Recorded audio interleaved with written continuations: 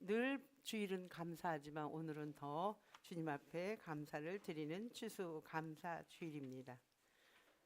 지금은 농경 시대가 아니기 때문에 추수에 대해서 별로 중요하지 않게 여깁니다. 그러나 농경사에서는 추수가 1년을 준비하는 것입니다. 그래서 이 추수는 곡식을 우리가 수확하고 우리가 열매를 거둬들일 때 많이 거두면은 하나님의 축복이다. 반대로 흉년일 때는 하나님께서 우리를 돌보시지 않고 우리는 저주받았나 보다 이렇게 생각하는 것입니다. 그렇다면 우리 농사짓지 않는 우리들은 오늘 무슨 의미로 추수감사주의를 여러분들 드리겠습니까? 세상에서 가장 귀하되는 돈으로?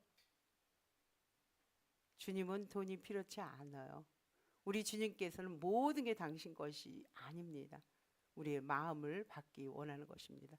어떻게 여기 오셨든 오늘만큼, 지금 이 시간만큼은 진정으로 내 마음을 주님 앞에 드릴 때 하나님께서는 기뻐 받아주시는 추수감사 주일이 될 것입니다. 지난 목요일 12일 우리 대학 수능고사를 치렀습니다. 12년 동안 준비한 친구들입니다.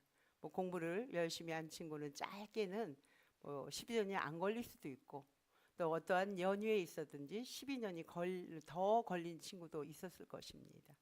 그만큼 12년의 인생을 정리하는 수능고시라고 생각합니다. 그러나 중요한 것이 있어요. 수능 시험의 결과가 중요한 것이 아닙니다. 그 단계마다 과정이 더 중요하다는 것을 여러분들은 알아야 됩니다. 우리 학생들은 얼마나 긴장하고 얼마나 힘들었을까요? 늘 위로로 박수로 도닥여 주시고 돈이 좀 있는 분들은 용돈을 주셔도 됩니다. 그러나 이 수능을 보고 나서 우리 인생이 끝났다. 시험을 너무 못 봐서 지금 자책하는 친구도 있을 것입니다. 힘들어하는 친구도 분명히 있을 것입니다.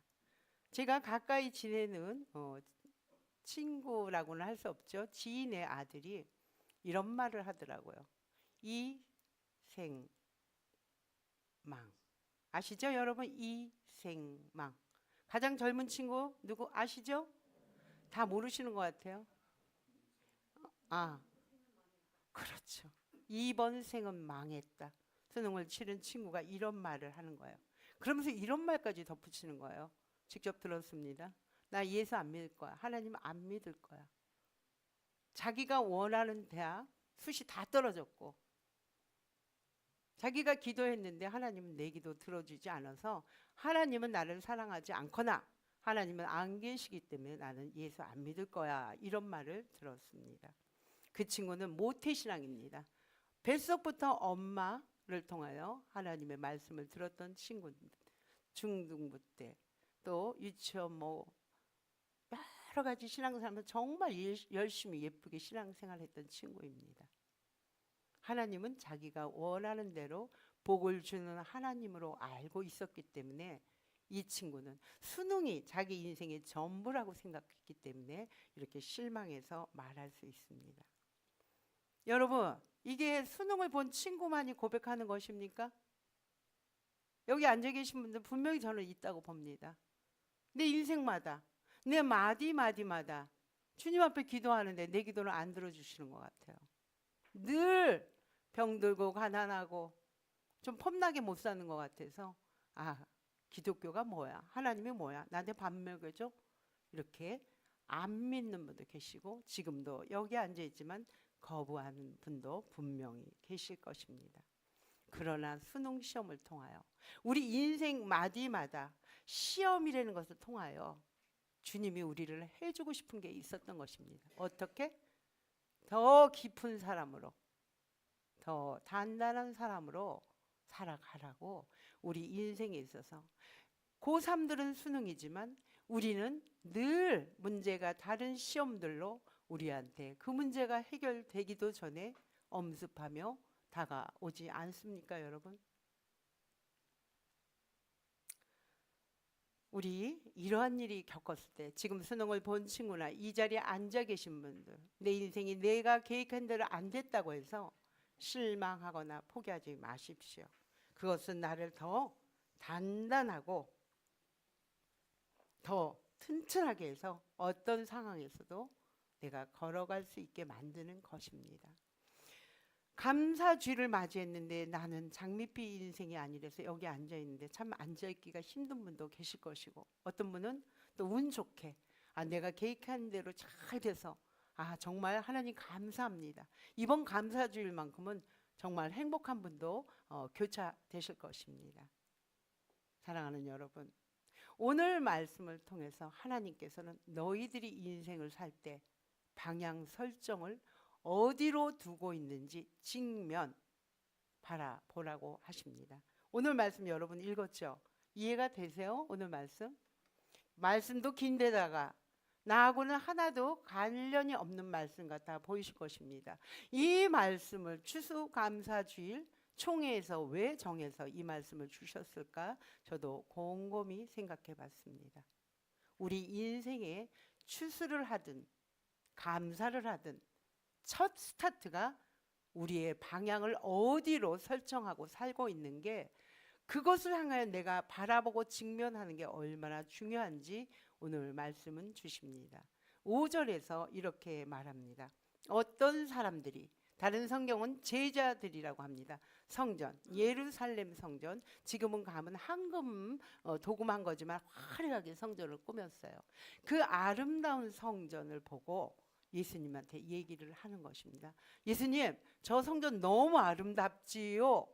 말하고 있는 도중에 예수님이 말을 딱 차려줍니다. 말을 멈추게 하는 것이죠. 너희들이 보고 있는 저것, 성전이라고 안 하십니다. 너희들이 보고 있는 저 돌들이 하나도 남지 않는다고 말씀하십니다. 요새 우리는 상담을 통하여 많은 언어들을 듣습니다. 경청, 공감. 남의 말을 끝까지 듣고 남의 말을 공감해 줘야 되는데, 그 상담에 빗대면 우리 예수님은 빵점입니다. 말하는 도중에 그 사람의 말을 공감하지 않고 아름다운 성전을 가리켜 성전이라고 얘기하지 않고 저 돌들이 하나도 남지 않는다, 이렇게 말씀하십니다. 그리고 무서운 말을 해요.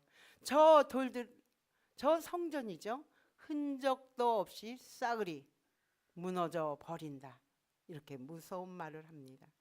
여기까지 맥락적으로 이 말씀을 들으면 예수님 참 모멸차구나, 이렇게 우리가 오해할 수 있습니다. 그러나 이 성경을 읽기 전, 오늘 21장 읽기 전 20장 마지막 절 47절을 여러분들은 아셔야 됩니다. 거기에서는 뭐라고 하냐면, 율법학자, 지금으로 말하면 종교 지도자, 서기관, 바리새인들, 율법에 향해서는 그들을 따라갈 사람이 아무도 없는 자들이 어떻게 행동하고 있는 데서 비판하고 있으신 것입니다. 그들은 멋있는 옷을 입고, 옷이 질질 끌리는 화려한 옷을 입고, 남에게 공경을 받고 남에게 인사를 받고 좋은 잔치집에 초대받는 자리에 가는 자들이다. 그리고 자기 자신을 화려하게 살면서 가부에, 지금으로 말하면 가엾은 한 여인이 이것밖에 없는 두렙돈, 그것을 바치는 것을 빼앗는 아주 나쁜 사악한 자들이라고 하시면서, 이 우리가 오늘 읽지 않은 1절에서 4절은 누가는 이것을 삽입해 놓은 것입니다. 그러나 우리가 이 말씀을, 저도 그렇게 들었어요. 하나님 앞에 아낌없이 전부 드리는 이 여인 같은 믿음으로 동계산하지 말고 물질, 헌금을, 건강을 다 드릴 때 너희는 복을 받는다, 이렇게 해석하던 목회자도 있습니다. 그러나 이 말씀을 여러분 오해하지 말고 잘 들으셔야 됩니다. 이것은 이 여인의 헌금을 강조하고 싶어서 한 것이 아니고, 이렇게 살 수밖에 없는 이스라엘 사회상 부패성을 경고하신 것입니다. 종교 지도자, 서기관, 율법학자, 바리새인, 우의 상류층에 사는 너희들이 저 가엾은 여인의 돈까지도 헌금으로 받아서 이 시대를, 이 성전을 아름답게 꾸민 것을 우리 주님은 한탄에서 말씀하신 것입니다. 죽을래야 죽을 수밖에 없는 그런 가엾은 여인의 돈을 뺏어서 자기들은 종교 지도자들, 서기관들, 바리새인들은 화려한 성전을 보고 좋아했던 것입니다. 이것을 통해서 우리 주님은 이들을 향하여 방향 설정을 직면, 고들치게 난면이라고 합니다. 직면은 그 문제를 현실 앞에 너희들 똑바로 마주해라, 피하지 말라는 말씀으로 이 말씀을 주신 것입니다. 오늘 주신 말씀은 율법학자들의 가시적 헌금, 자기들은 헌금 많이 하겠죠. 사르밧 가부의 작은 두렙돈, 1데나리온이 하루 품삯이라고 합니다.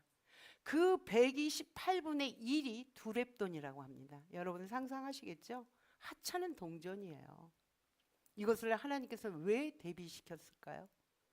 종교적 행위로 나는 하나님 앞에 헛되는 교만, 가부는 하나님 앞에 정성껏 자기의 헌신했다는 그 말씀을 대비시키기 위해서 이 말씀을 중간에 끼워 넣은 것입니다. 우리 추수감사주일날 헌금 하신 분도 분명히 계실 것입니다. 못하신 분도 계실 것입니다. 기죽지 마십시오. 하나님은 돈이 필요하지 않습니다. 하나님은 헌금을 많이 낸 사람을 좋아하지 않아요. 어떤 마음으로 줬느냐, 정말 스스로 자원하는 마음으로 이 헌금을 통해서 이어 공동체가, 이어 하우스가 아름답게 서로 함께 연대하는 데 사용하려는 마음으로, 기쁜 마음으로 한 것을 기뻐하는 것이 돈의 액수에는 관심 없습니다. 돈이 없으신 분들은 몸으로, 인사로, 따뜻한 언어로, 그것이면 하나님은 충분합니다. 하나님은 우리의 외모를 보지 않아요. 우리의 외형적인 것을 보지 않아요.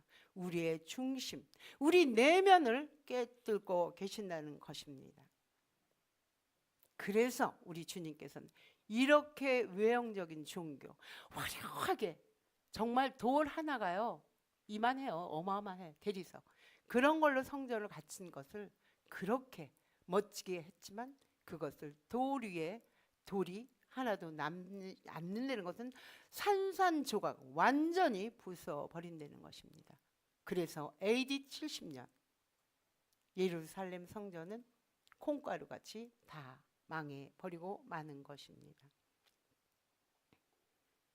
그렇다면 이런 불편한 진실을 왜 제자들에게, 예수님을 따르게 하겠다는 사람한테 이 진실을 말했을까요? 절망하라고요? 염려하라고요? 아닙니다. 이들은요, 하나님의 임재가 이 교회 안에만 있다고 생각하던 시절이에요. 하나님 성전 안에만. 그러나 예수님이 오시고는 성전은 우리의 몸이 성전이라고 바뀌었습니다. 여러분들의 몸들이 성전이에요. 예전에는 한 곳에 붙박이 같이 있던 성전이 지금은 우리가 이동하는 성전이 됐습니다. 여러분들이 각자가 성전입니다. 주님이, 예수님이, 하나님이, 성령님이 여러분한테 임재하는 곳이 성전이 되는 것입니다. 그러나 이들은 이 성전 안에서만 하나님을 만날 수 있다는 이 성전, 하나님을 경험하고 체험한다는 이 성전이 부서지니까, 산산이 부서지니까 얼마나 두려웠을까요? 제자들이 질문합니다. 우리도 마찬가지일 거예요. 이어하우스 이제 곧 없어집니다. 망합니다. 이어하우스가 세금을 뭐죠? 임대료인가요? 임대료와 유지를 못해서 이제 없어지게 됩니다. 그럼 여러분들 제일 먼저 묻고 싶은 게 뭡니까? 제자들이 그렇게 대답해요. 언제요? 그 날짜가 언제죠? 언제까지 이 성전이 있는 것이죠? 날짜에, 성전이 무너지는 날짜에 관심을 갖고, 성전이 그럼 무너지려고 하면 어떤 징조, 전조 증세가 뭡니까? 하고 제자들은 묻습니다. 이것이 2000년 전 제자들의 일입니까? 내가 아까 분명히 뭐라 그랬죠? 성전이라고 해서 주님 앞에 성전을 모시고 기도했습니다. 물질도, 건강도, 자녀도, 사랑 관계도 하나님 앞에 기도했지만 그 기도가 안 들어졌을 때 여러분들 성전 무너진 거 아닙니까? 내 안에 예수님을 모셨는데 기도를 해도 안 들어주면 내 성전 무너진 거 아닙니까? 사도행전, 이 누가복음을 기록한 사람이 사도행전도 썼어요. 누가가 사도행전 1장 6절에서 7절도 이런 예가 있어요. 이거 말고도 성경에는 너무 많아요. 종말이 온다고 할 때 똑같이 묻는 질문이 언제입니까요? 언제 종말이 옵니까? 언제 종말이 옵니까? 그래서 그 종말의 날짜에 맞춰서 무엇을 준비하겠다는 것입니까? 그러나 우리 예수님은 종말이 언젠가 묻는 제자들 앞에 부활하셔서 40일을 같이 행동하십니다. 그리고 내가 죽고 내가 다시 부활해서 하늘로 올라가는 기간 동안 나는 없지만 너희들은 하나님 나라로 해서 이렇게 더 깊고 더 단단하게 살아야 돼 하면서 예수님이 40일 동안 제자들을 가리키는데 제자들은 그 예수님의 말씀을 제대로 못 듣고 오해합니다. 아, 죽은 자가 살아나신 이 거대한 능력이라면 우리가 지금 이스라엘 민족이 로마의 식민지로 있는데 우리 해방시켜 주세요. 우리가 언제 해방됩니까? 이렇게 딴소리로 질문을 하는 것을 알 수 있습니다. 주님은 거기서 단호하게 얘기합니다. 그 때와 시기는 나는 알지 못한다. 너희도 알려고 하지 말아라. 그것을 알 수 있는 그것을 알고 있는 사람은 오직 하늘에 계신 하나님의 권한뿐이다. 이렇게 우리 주님은 말씀하십니다. 늘 우리의 생각과 주님의 생각은 부딪힙니다. 우리 예수 믿고 예수를 안 믿어도 우리 마음에 늘 평안만 있었으면 좋겠죠. 돈도 조금 넉넉히 썼으면 좋겠고 우리 가족들도 평안했으면 좋겠고 건강하고 사람 노릇 좀 했으면 좋겠다고 생각하지 않으세요? 모두가 그게 바람일 것입니다. 그런데요, 그렇게 뜻대로 안 될 때가 너무도 많습니다. 여러분은 그렇지 않나요? 제 삶은 그렇거든요. 제 뜻대로 되지 않습니다. 내가 원하는 방향으로 가지 않습니다. 그 방향을 주님은 직면하라고 하십니다. 내가 붙잡고 싶었고 내가 성전인 내가 기도했던 것이 이루어지지 않을 때, 내가 소망한 것이 이루어지지 않을 때 하나님이 내 안에 계시지 않으면 우리는 숨이 막히는 것 같고 목이 조르는 것 같습니다. 두려워서 어떻게 될지 모르는 그러한 삶 가운데 살아갑니다. 주님은 그것을 아시고 우리에게 8절 이렇게 얘기합니다. 미혹당하지 말아라. 미혹당하지 말아라. 미혹당한다는 것은 다른 길로 다른 마음으로 빼앗기지 말라는 것입니다. 그래서 이렇게 미혹당한 사람들, 이렇게 힘든 여건이 벌어지는 사람들이 속고 있는 것입니다. 헤매고 있는 것입니다. 때를 알려준 데는 이단들을 향하여 요한계시록, 아직 오지 않는 요한계시록에 해명하는데 목말라 찾아다니는 것입니다. 이단, 처음은 똑같아요. 달콤합니다. 그러나 길이 달라요. 끝이 다르다는 것이죠. 진리의 길로 가는 게 아니고 거짓의 길로 가는 것입니다. 여러분, 이것을 알아야 돼요. 예수 믿으면 고난이 오는 것은 당연한 것이에요.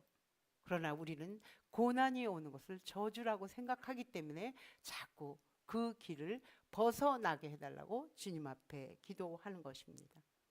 이 말씀을 듣고 있는 여러분, 이단에 빠진다고 할 때 뭐라고 얘기하는지 아세요? 내가 바본가? 내가 그것도 판단 못해?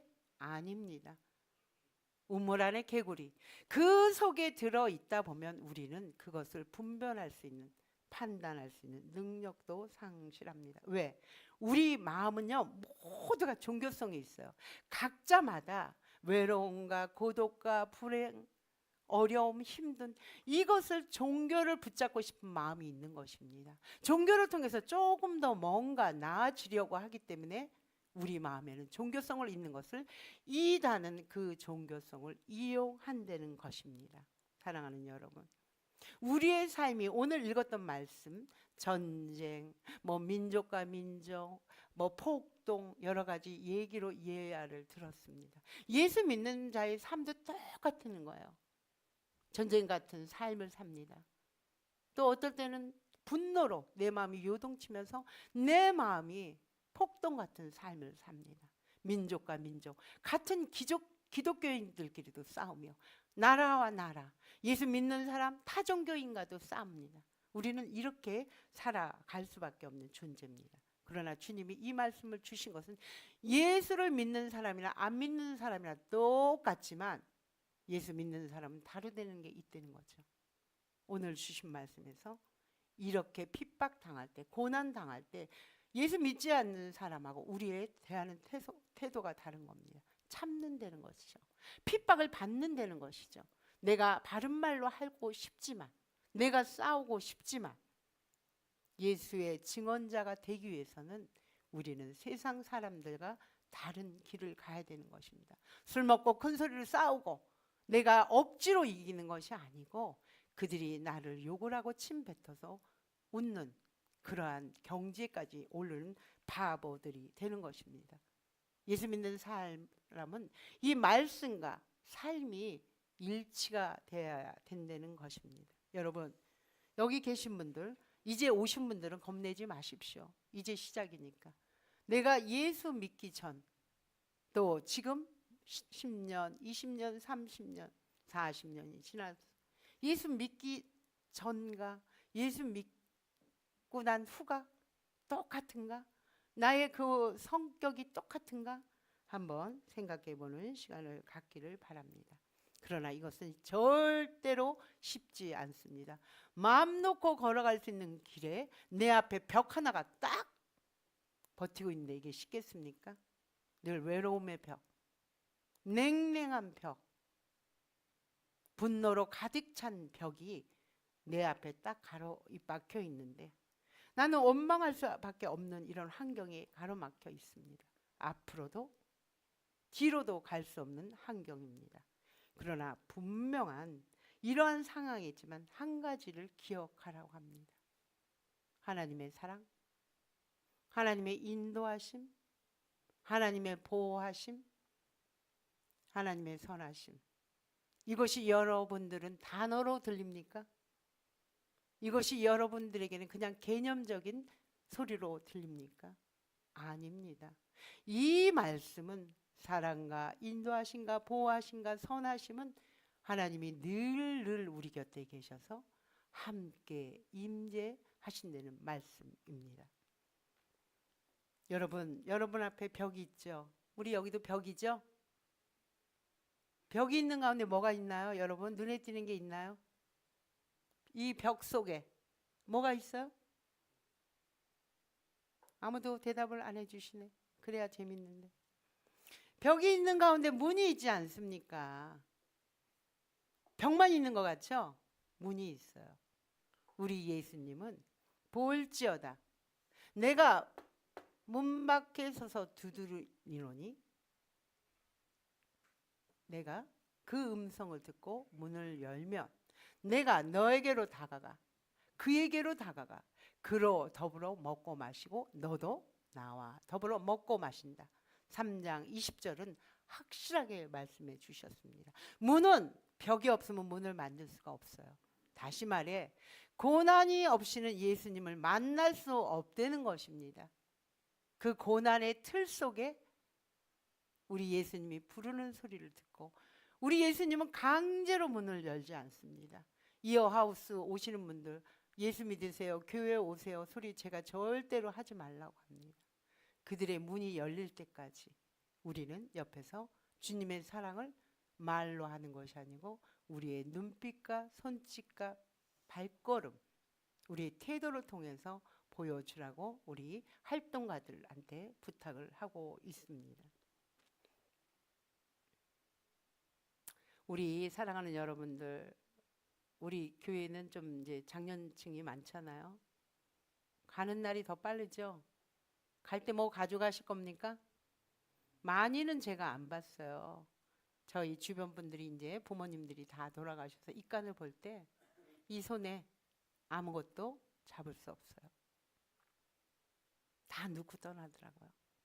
여기서 여러분들 열심히 챙겨놓은 돈도 버려야 되고 인간의 정도, 모든 것, 건강도 한순간이에요.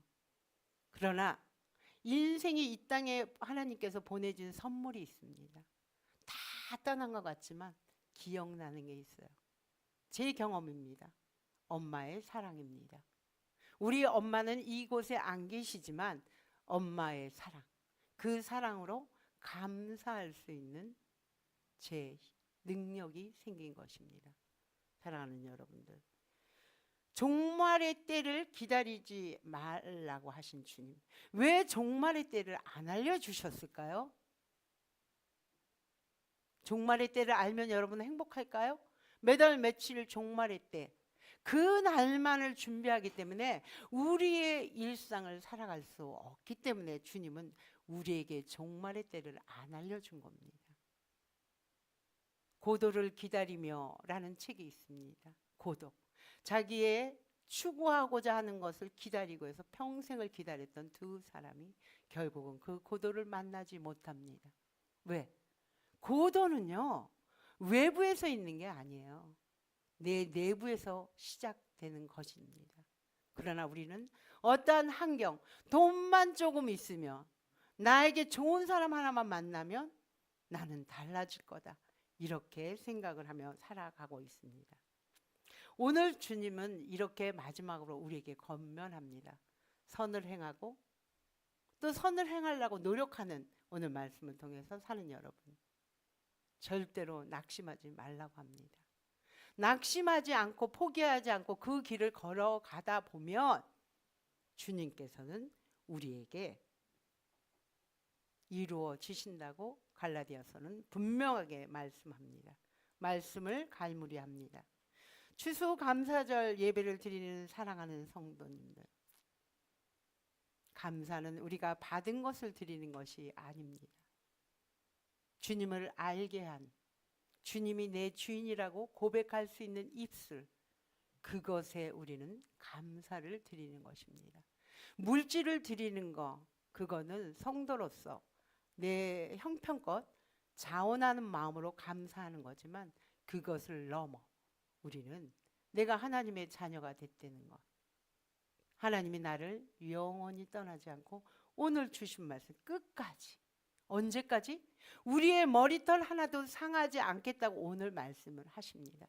머리털, 여러분 오늘 머리 감으시면서 머리카락 몇 개 빠진 줄 아세요? 아무도 몰라요. 그러나 우리 주님은 우리 머리털 하나도 상하지 않게 우리를 불철주야 늘 지켜주신다는 말씀입니다. 그 주님을 기억하면서 그 단단한 벽에 두드리는 그 문을, 우리의 마음을 열고 주님을 맞아들여서 오늘도 추수감사절을 그렇게 기쁘게 감사하게 맞이하는 우리 성도님 되기를 소망합니다. 기도하겠습니다.